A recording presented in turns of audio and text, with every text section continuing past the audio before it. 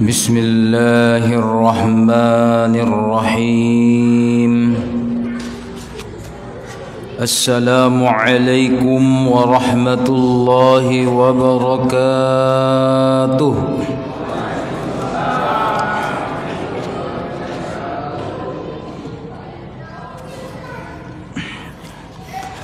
الحمد لله رب العالمين، والصلاة والسلام على أشرف الأنبياء والمرسلين سيدنا وحبيبنا محمد وعلى آله وصحبه أجمعين، ومن اهتدى بهديه ومن اهتدى بسنته إلى يوم الدين. أما بعد، قال المصنف رحمه الله تعالى ونفعنا به في الدارين آمين يا أرحم الراحمين.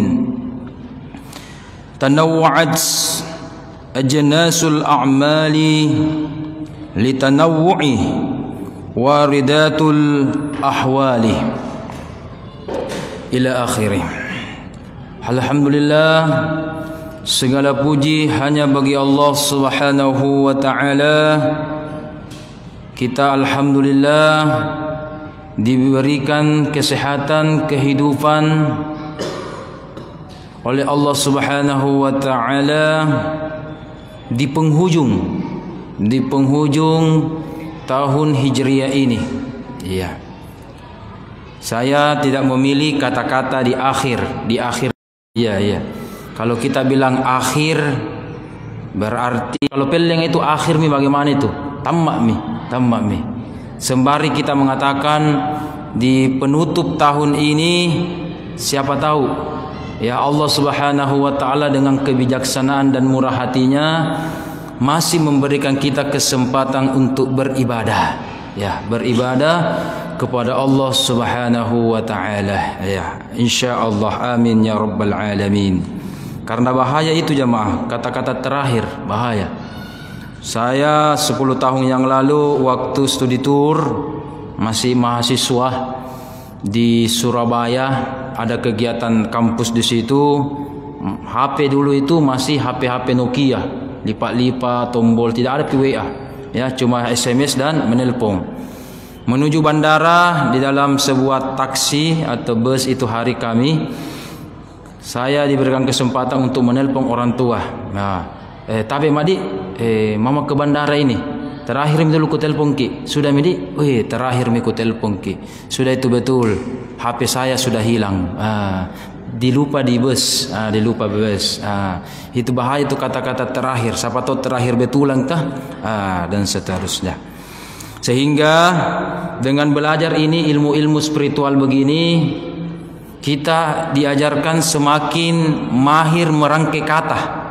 Kenapa? Saya lihat kitab-kitab seperti Al-Hikam dan beberapa kitab spiritual lainnya, itu tulisan-tulisan ulama itu bersajak-sajak. Ya, contoh yang kita pelajari hari ini insyaallah, coba kita lihat sajak-sajaknya. Tanawwa'at ajnasul a'mali litanawwi waridatul ahwali. Itu bersajak-sajak semua situ. Karena ulama kita itu sudah terbiasa menggunakan rasa, sudah selektif dalam menggunakan bahasa ketika bermunajat kepada Allah Subhanahu wa ta'ala. Ya. Kami dulu pernah dilarang jamaah. Saya secara pribadi, saya dilarang untuk minta rezeki. Jangan pernah Anda berdoa, ya Allah berikan aku rezeki. Saya langsung kaget. Tapi Pak Kiai, iya siap, kami akan laksanakan. Tetapi namanya seorang ulama, pasti tahu itu isi hatinya muridnya.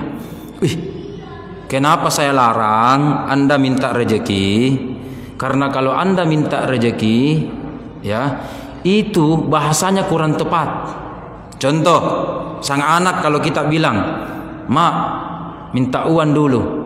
Berarti memungkinkan anaknya itu uang habis, atau sudah mungkin beberapa hari tidak dikasih.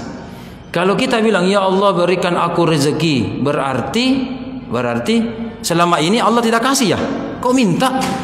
Selama ini Anda tidak puas lah, kok bilang? Ya gitu kan. Maka kami diajari dengan doanya Nabi ketika minta ilmu. Nabi tidak berkata, ya Allah berikan aku ilmu, tidak. Ya kan? Apa doa kita sebelum belajar? Rabbi zidni ilman. Bilang, bukan itu bedanya kalau kita bilang Rabbana atau Rabbi atini ilman, berikan aku ilmu. Tidak, doanya Nabi tidak begitu. Tetapi doanya Nabi dengan merangkai kata yang bagus. Bagaimana? Berikan aku tambahan ilmu. Kalau bilang berikan aku ilmu, jadi selama ini tidak ada ilmu tak? Ya, tidak bisa ki jalan, tidak tahu ki naik motor, tidak tahu ki membaca, tidak tahu ki menulis, ya kan? Tidak tahu. Padahal ada kan sedikit yang Allah titipkan ilmunya kepada kita. Maka untuk dapat berkah lebih banyak lagi, sebagaimana diabadikan dalam Al-Quran, wa qur rabbi zidni ilman. Begitu juga rezeki jamaah. Ya, maka bilang ki, ya Allah tambahkan aku rezekinya.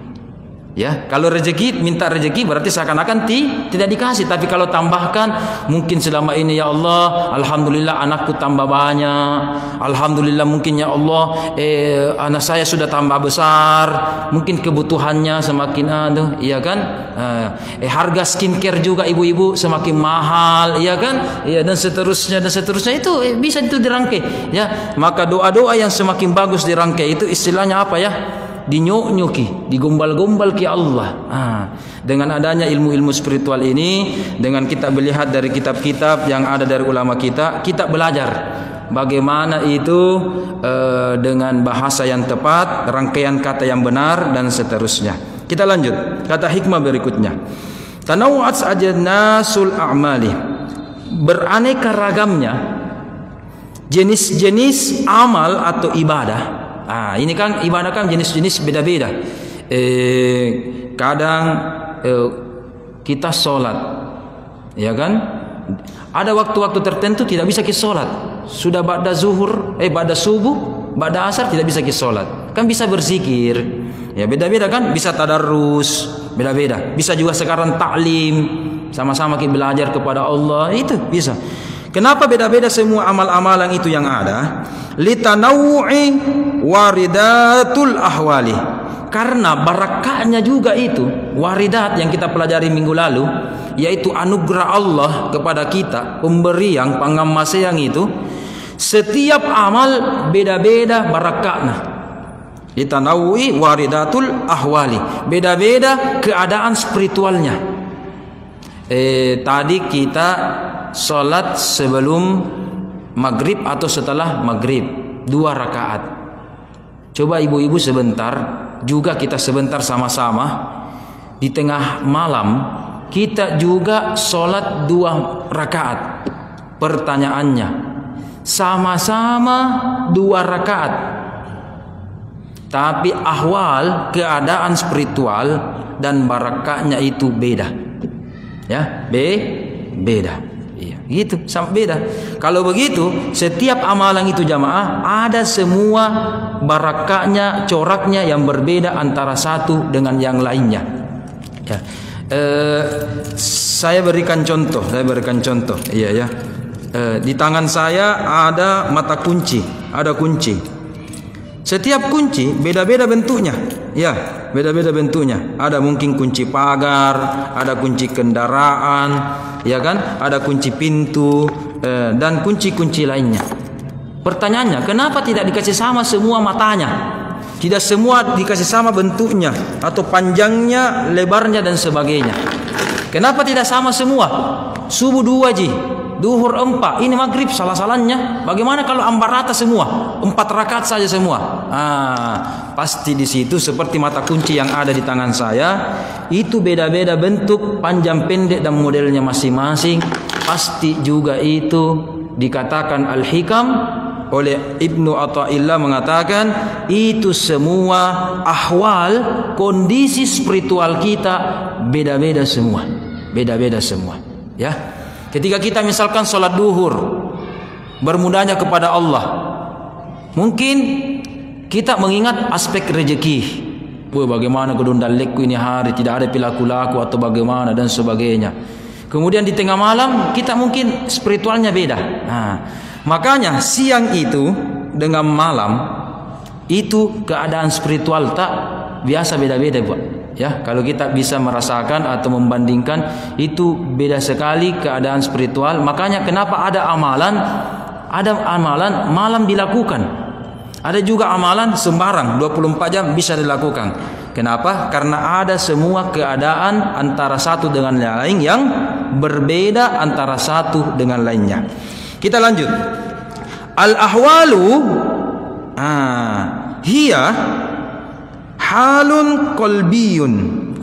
Keadaan kolbu, spiritual, hati. Jadi inilah pentingnya kita belajar istilah-istilah dalam ilmu spiritual. Kalau mohon maaf, kalau bahasa Arab umum misalkan, kalau kita bilang kaif hal, itu hanya mengatakan apa kabar, bagaimana keadaan kita, apa kabar, kaifa haluk, ya, hanya mengatakan keadaan. Jadi hal itu artinya keadaan. Tetapi dalam ilmu spiritual di sini, hal yang dimaksud adalah keadaan kolbu, keadaan kolbu dari Allah Subhanahu wa taala. Dan bersifat sementara.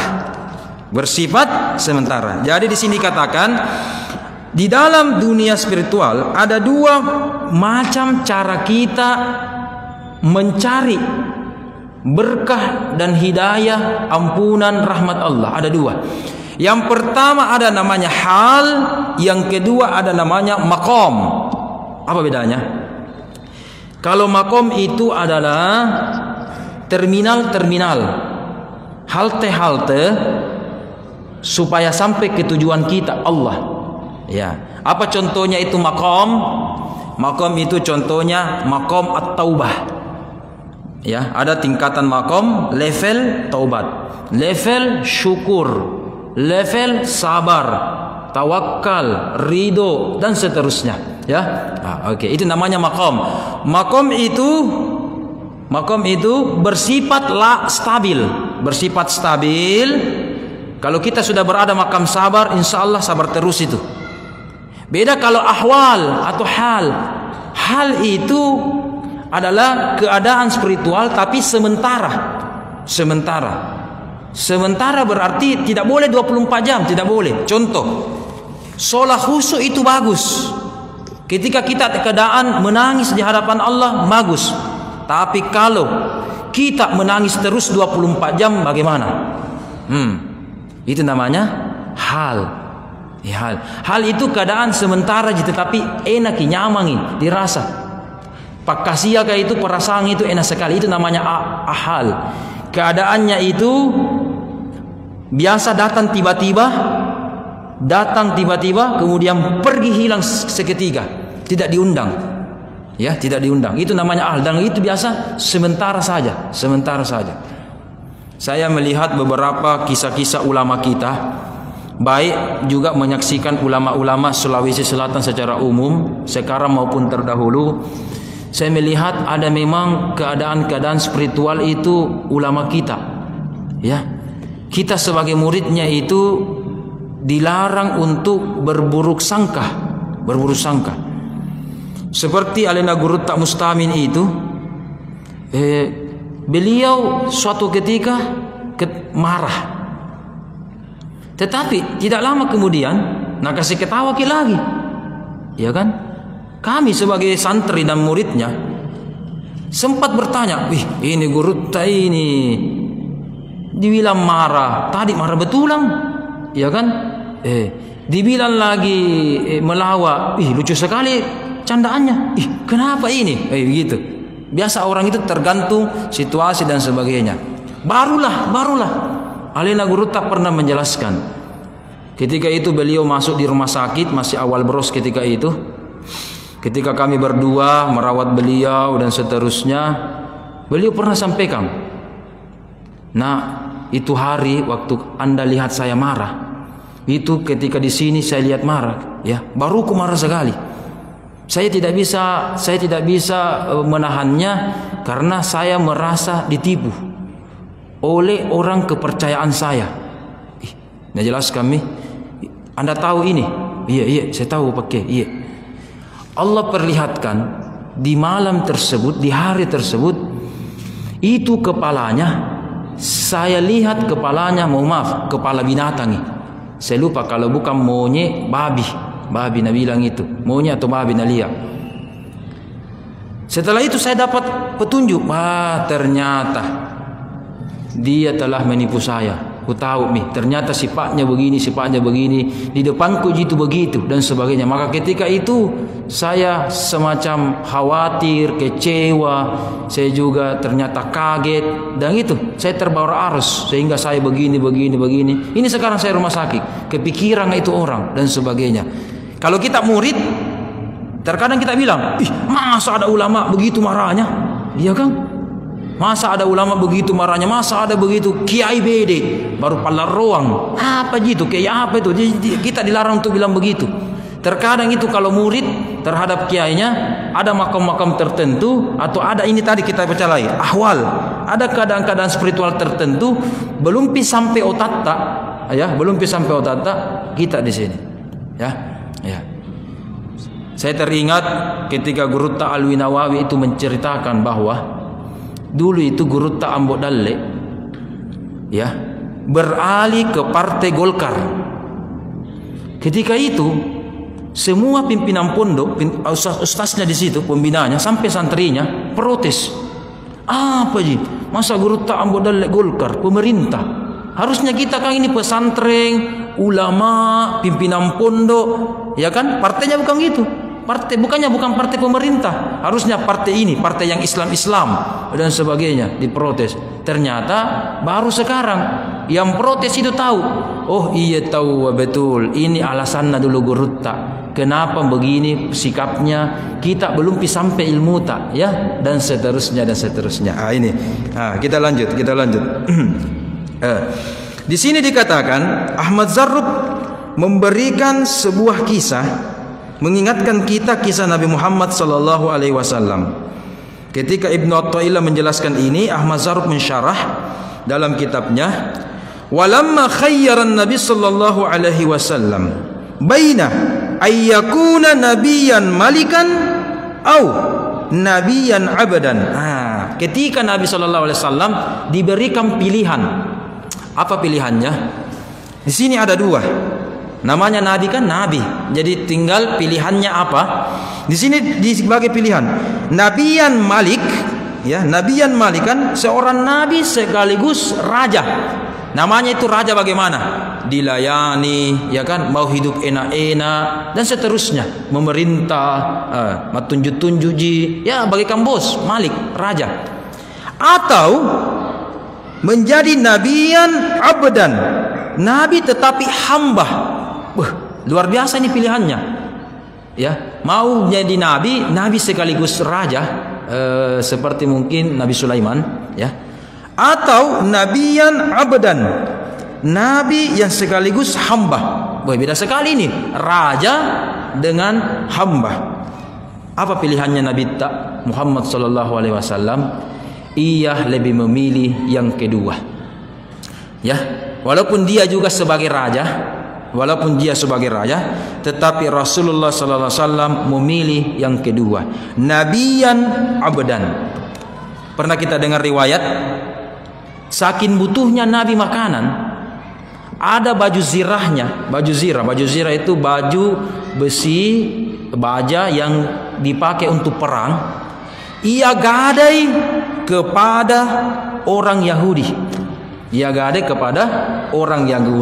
Istilah kita demi sesuap nasi, demi roti ketika itu, ya. Oke. Pertanyaannya, kenapa Nabi menggadaikan barangnya kepada Yahudi? Banyak hikmahnya ini jemaah. Yang pertama, itu berarti kita bisa mengadakan jual beli atau muamalah kepada Yahudi. Jadi tidak mesti harus Islam semua, ya, Islam semua. Saya tidak makan belanja di situ. karena katanya bukan Islam di situ, tidak mau aja. Tidak mau belanja di situ karena aku bombek itu orang.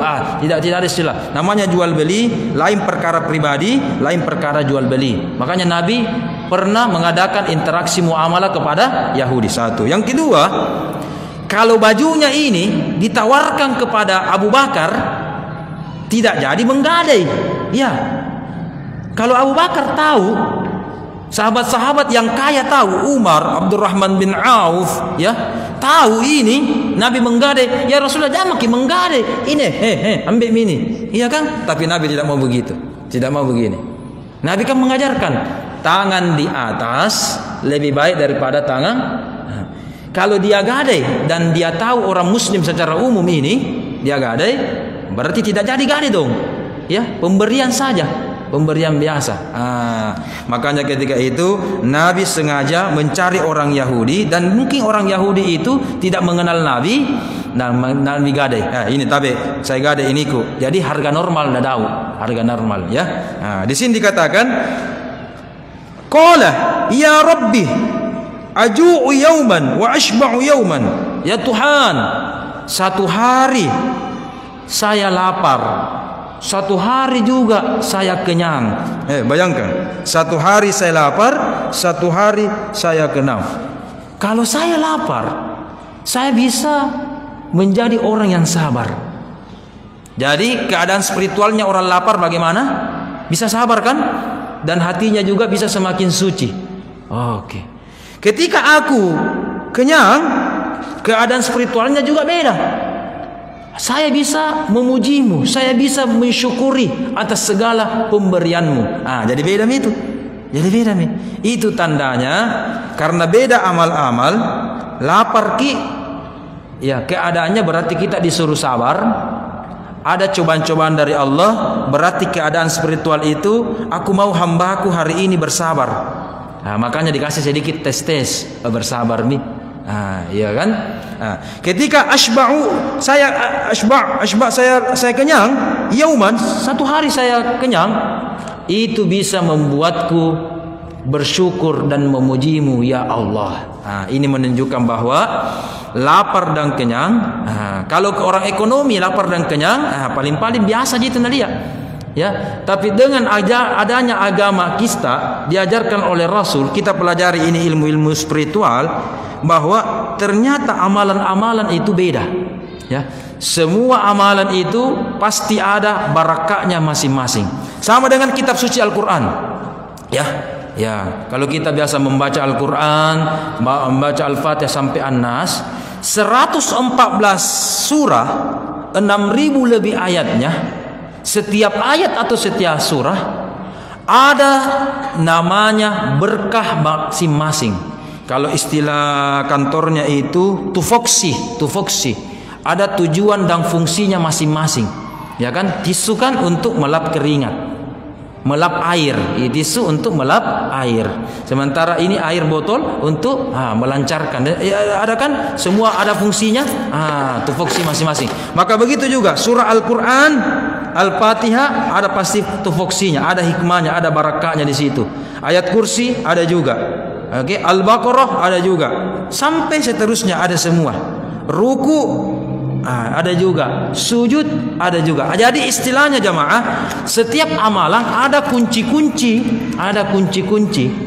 ada syarat-syarat masing-masing yang harus kita penuhi supaya mendapatkan barakahnya. Alhamdulillah.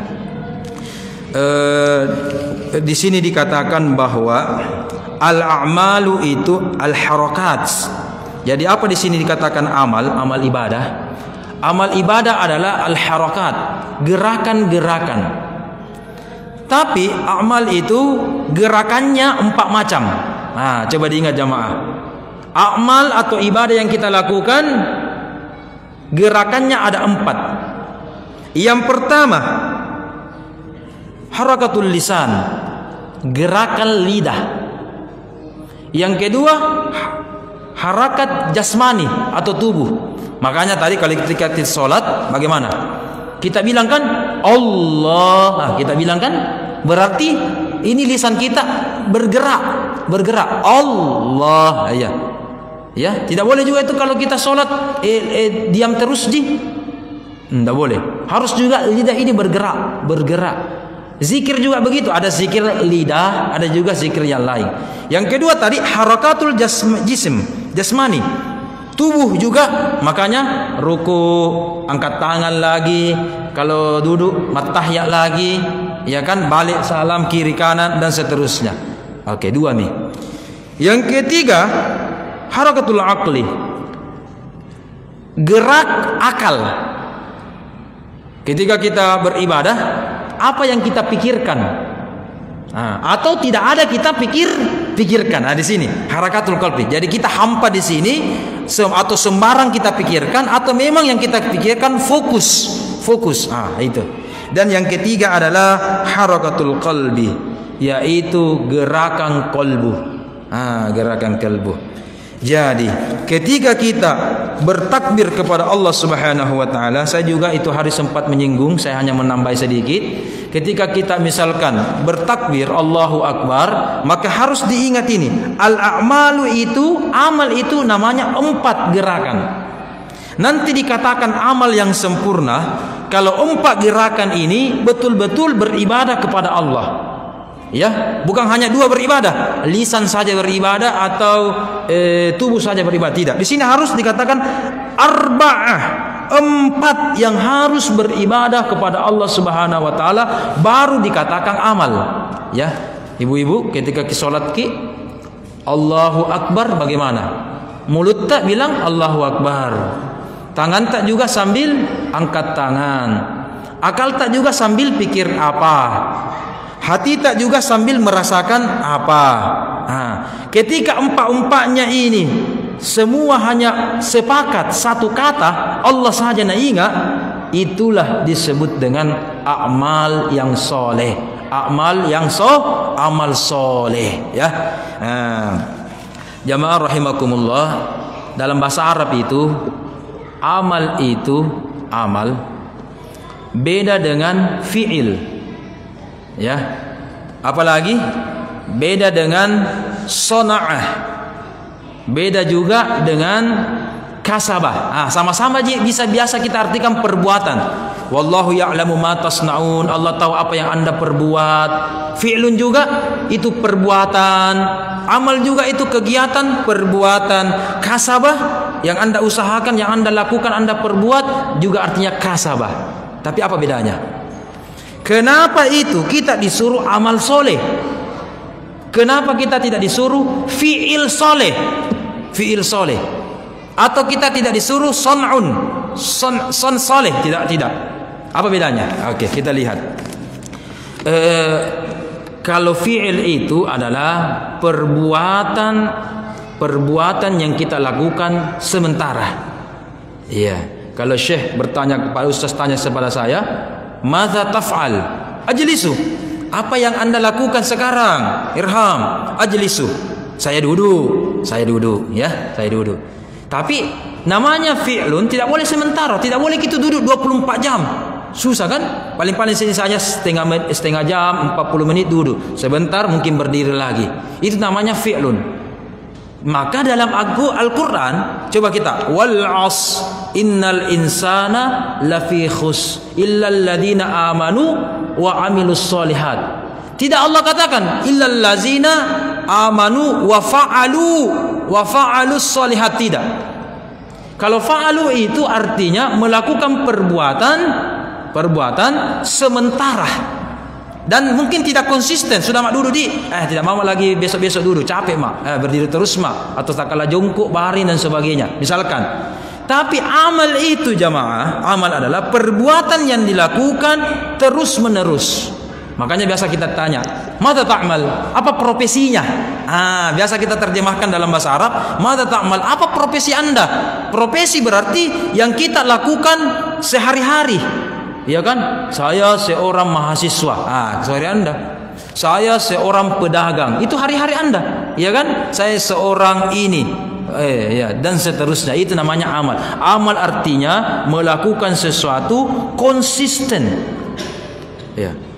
Kalau fi'il berarti kalau tadi sudah pakai sholat maghrib jamaah, besok jangan pakai lagi sholat maghrib. Kalau tidak disuka itu fi'il. Tapi dalam Al-Quran amal artinya melakukan sesuatu konsisten dan diulang-ulangi. Hari ini sudah ke sholat maghrib, kemarin juga sholat maghrib tonjaki, tahun lalu juga sholat maghrib juga. Ada lagi umur yang insya Allah berikan kepada kita tahun depan, insya Allah maghrib jaki juga. Berarti selalu namanya ad-dawam. Itu ya, fi'il amal. Kalau sona'a itu dalam bahasa Arab artinya perbuatan kecil. Perbuatan kecil. Sekarang saya duduk, itu adalah fi'il saya. Sona'a apa itu sona'a? Coba lihat jari-jari saya. Mungkin tidak dilihat ya. Coba lihat. Saya goyang-goyang begini. Itu namanya sona'a. Kalau di kampus biasa saya singgung-singgung mahasiswa. Kalau kita mengajar, dia profesinya sebagai mahasiswa belajar, tetapi Anda sona'a. Apa sona'anya? Tasna'un. Dia sambil mohon maaf baca WA, ya begitu kan, main HP. Itu kan perbuatan-perbuatan kecil. Begini, ya, dan seterusnya itu. Makanya Allah mengatakan, wallahu ya'lamu ma tasna'un. Allah tahu apa perbuatan Anda walaupun sekecil ini. Apalagi yang besar, walaupun tersembunyi, apalagi yang terang-terang. Itu maksudnya wallahu ya'lamu ma tasna'un. Jadi orang lain mungkin tidak tahu perbuatan-perbuatan kita, ya, tetapi Allah tahu. Itu. Satu lagi, kasabah itu dalam bahasa Arab artinya perbuatan yang kita lakukan dengan optimal. Kasabu, maka kita biasa katakan usaha, akareso, berusaha, ya, dan seterusnya. Nah, kita lanjut kata hikmah ini, tanawwud ajzanul a'mali litanawwi waridatul ahwali. Adanya perbedaan-perbedaan amal itu minimal ada dua fungsinya jamaah. Karena setiap amal itu barakahnya semua beda. Satu. Yang kedua, dijelaskan bahwa karena manusia itu mengalami namanya apa istilah kita sekarang ini? Boring. Pak bosang nangki, ya, Pak bosang nangki. Misalkan kita mengaji, paling mengaji sampai setengah jam, 1 jam, ya kan? Tidak itu makin mengaji sampai 8 jam kak mengaji terus, ya kan? 10 jam kak mau mengaji terus, ya kan? Itu. Karena kita pak bosangan atau ada namanya capek, manusia juga itu suka nuansa baru. Makanya Allah kasih beda-beda dan kasih banyak itu ibadah. Ya, capek ki mengaji, capek ki mulu kamu nyaji, diam-diam maki atau sambil kecil-kecil berzikir. Iya, misalkan capek ki lagi berzikir, baca-baca ki buku taklim. Sudah. Capek ki lagi taklim. Mungkin disuruh ke olahraga sambil apa? Memuji Allah, melihat tadabbur alam. Iya kan? Capek lagi begitu. Masuk pagi, sholat duha lagi. Misalkan capek begini, ini lagi dan seterusnya. Ya kan? Begitu manusia. Allah sudah tahu karena Allah yang ciptakan manusia itu salah satu sifatnya itu pak bosangan, ya. Bosan begini, masa begini terus lakukan. Makanya ada banyak amalan kan, ada zakat, ada puasa, ada tadarrus, ada zikir, ada solat, ya kan, ada taklim, ya, dan seterusnya. Karena itu Allah tahu bagaimana karakternya manusia. Apa artinya jamaah? Beramal atau beribadah bisa kita lakukan 24 jam. Ya, bisa kita lakukan 24 jam. Ya. Kalau satu ji ibadah capek maki, bagaimana nih? Kalau sholat ji misalkan ibadah, ini ji sholat ke 5 waktu ibadah, ya, berarti mohon maaf setengah jam jaki ingat Allah, kurang lebih setengah jam atau 1 jam paling lama cuma mengingat Allah. Berarti 23 jam bukan ibadah, bukan amal soleh namanya. Tidak. Maunya Allah ketika kita beribadah sudah ini lakukan lagi ini, sudah ini lakukan ini dan seterusnya, ya. Di sini dikatakan semua ibadah ada keadaan spiritualnya dan ada syarat-syaratnya dan ada juga kunci-kunci tertentunya. Misalkan ini Pak, yang paling enteng kita jelaskan ini misalkan surah Al-Fatihah. Tadi atau setiap sholat mungkin kita baca Al-Fatihah, ya, sambil berzikir, ya, atau ayat kursi, dan seterusnya. Ya. Ini Al-Fatihah. Cara kita hadapkan kepada Allah bisa macam-macam. Ya, bisa 3 macam. Macam pertama namanya kita jadikan Al-Fatihah sebagai zikir. Nanti kalau kita jadikan Al-Fatihah sebagai zikir, barakahnya juga beda, atau spiritual kita juga beda manfaatnya, beda rahasianya nanti didapat. Bisa juga kita jadikan Al-Fatihah bukan hanya sebagai zikir, sebagai doa. Nah, apa bedanya? Apa bedanya? Ya, apa bedanya? Kalau kita jadikan Al-Fatihah sebagai zikir, cukup tangan kita biasa saja di sini, ya kan? Tetapi kalau kita jadikan Al-Fatihah sebagai doa, angkat kita ngantap. Jadi beda itu. Jadi pangamas yang apa, spiritual apa, rahasia Anda yang Anda minta. Kalau baca Al-Fatihah tidak angkat tangan, ya, berarti kita jadikan Al-Fatihah sebagai zikir. Oke? Kalau mau jadikan Al-Fatihah sebagai doa, angkat tangan tak? Angkat tangan tak? Beda mi. Beda nanti anunya, beda nanti barakahnya, beda nanti ahwalnya. Dan yang paling bagus menjadikan Al-Fatihah dua-duanya. Zikir jadi, doa juga jadi. Kapan itu? Dalam sholat. Dalam sholat. Kalau sholat itu barakana Al-Fatihah nyakabu sumi, ada semua mi. Ya, Al-Fatihah sebagai zikir, makanya kan tidak ada sholat itu. Ya, biar sholat 2 rakaat, bahkan tidak ada rakaatnya. Sholat apa namanya? Tidak ada rakaatnya. Sholat jenazah. Pasti juga ada Al-Fatihahnya, ya kan? Makanya Al-Fatihah dalam sholat itu barakahnya ada 2. Sebagai zikir, sebagai doa. Kalau di luar sholat, Al-Fatihah terserah Anda, terserah kita semua jamaah. Mau jadikan Al-Fatihah sebagai zikir, tangan tak usah diangkat. Ayat kursi mau dijadikan zikir, tangan tak usah diangkat, dan seterusnya. Tetapi kalau mau dijadikan itu sebagai doa, angkat tangan tak? Angkat tangan tak? Ya, dan seterusnya, dan seterusnya. Al-waqt lama. Sudah cukup? Ya, belum, sedikit lagi. Alhamdulillahirabbil alamin. Jadi begitu. Jadi mungkin Ustaz Fahrul ingat ya, waktu di pondok ketika kita membuka mata pelajaran kita di pondok, ya, selama 6 tahun ini kalau tidak salah Ustaz Fahrul ini, Ustaz kita ini, imam kita. Biasa saya sedikit tegur-tegur itu santri-santri. Iqra'ud doa, baca doa, Kang biasa begitu Kang. Sta'id, kiaman, salaman, kemudian baca doa ya, baca Al-Fatihah, baca alhamdulillah. Begitu biasa santri. Ada biasa sambil menulis, sambil cerita, sambil begini, ya. Sekali-sekali saya biasa kasih stop. Tunggu dulu. Ya kan? Anda kan bacakan tadi Iqra'ud doa, baru berarti minta doa, baca Al-Fatihah, Rabbi zidni juga nak baca dan sebagainya. Tetapi Anda ini sambil menulis, sambil ini, angkat tangan saja, belum tentu itu makbul doa kita, belum tentu Allah terima. Iya kan? Apalagi tidak angkat tangan. Bagaimana ini kita mau jadikan Al-Fatihah sebagai doa?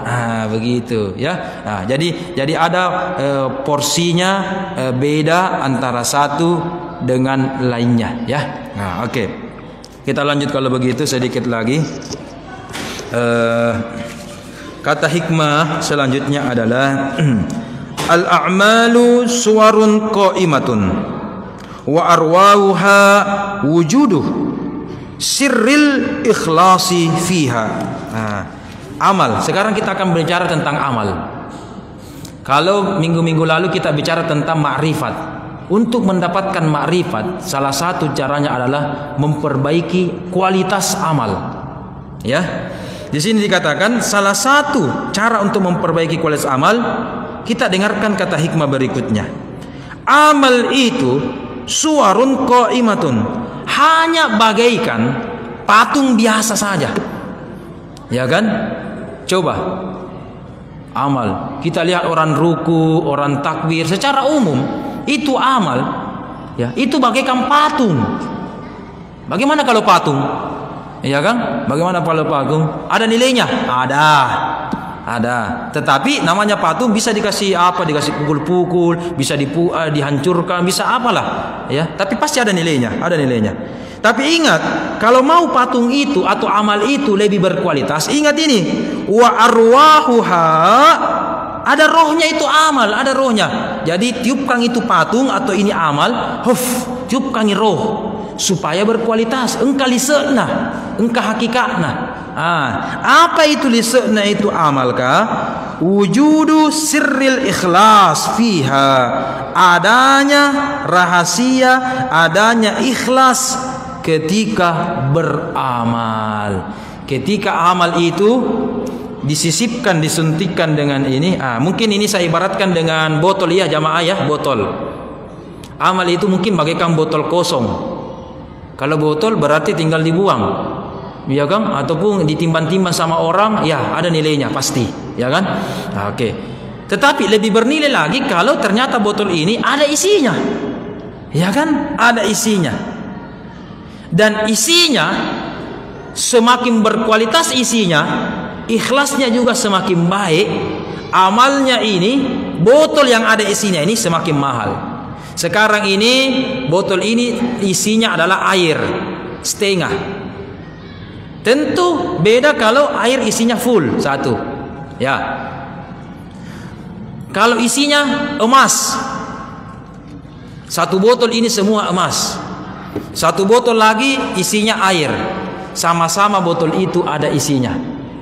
Beda tidak nilainya atau sama? Beda. Begitu juga amal, ya. Amal itu kalau cuma riya di dalamnya atau ikhlasnya ikhlas sedikit, ya minimal ada nilainya lah, ya kan? Tetapi semakin ikhlas seseorang, ya isinya itu bahkan cuma emas hitam permata, masya Allah. Makanya itu saya mendengarkan itu riwayat-riwayat yang disampaikan guru itu, bahkan di kitab juga tertulis itu ada saja itu doa atau amalan, ya itu malaikat ya kewalahan untuk mencatat amalnya. Ada terkadang begitu amal-amalan, berapa nih amalnya itu artinya saking banyaknya itu nilainya, ya kan? Sama ini ada di sini Pak Dede penjual emas. Tapi Haji, kira-kira kalau saya punya emas sebanyak ini, isinya semua ini emas, ini berapa ditawarkan ini? Pastikan dihitung tunggu dulu, berapa kilo kira-kira ini, berapa gram kira-kira ini, dilihat lagi emas berapa karat itu, ya kan? Itu terkadang itu ulama-ulama spiritual kita, ya, mendapatkan riwayat-riwayat itu. Terkadang ada riwayat itu bahwa ketika malaikat mencatat berapa amalnya itu mengatakan malaikat pusingi malaikat mencatat itu. Bagaimana amalan-amalan berikutnya itu, insya Allah to be continue, ya, saksikan pada episode berikutnya. Ya, ada amalan-amalan itu sedikit tapi berkualitas, ya, ada juga amalan-amalan banyak tetapi juga berkualitas, ya kan? Coba pasir satu begini, pasir 1 gram, kira-kira berapa harganya itu pasir 1 gram? Ya kan? Paling-paling kita beli 1 ember, 1 kantong, 1 gerobak sampai 1 truk. Kalau 1 gram pasir berapa harganya? Dibanding emas 1 gram. Ya kan? Sama-sama sedikit sekali itu 1 gram. Ya, tetapi ada yang pasir ini mungkin nilainya sekian, tetapi sama-sama 1 gram nilainya sekian. Ada juga amalan dilakukan begini, ya, fadilahnya begini dan seterusnya. Tentu berdasarkan riwayat-riwayat dan hadis Nabi Muhammad sallallahu alaihi wasallam. Demikian dari kami, mohon maaf kalau ada kekurangan. Kebenaran itu hanya milik Allah Subhanahu wa taala. Subhanaka la ilma lana illa ma 'allamtana innaka antal alimul hakim. Wa sallallahu alaihi wasallam Muhammad walhamdulillahi rabbil alamin. Bi barakatil Fatihah. Bismillahirrahmanirrahim. Alhamdulillahil alamin. Arrahmanir rahim. Maliki yaumiddin. Iyyaka na'budu wa iyyaka nasta'in. Ihdinas siratal mustaqim. Amin rabbal alamin. Demikian, assalamualaikum warahmatullahi wabarakatuh. Alhamdulillah.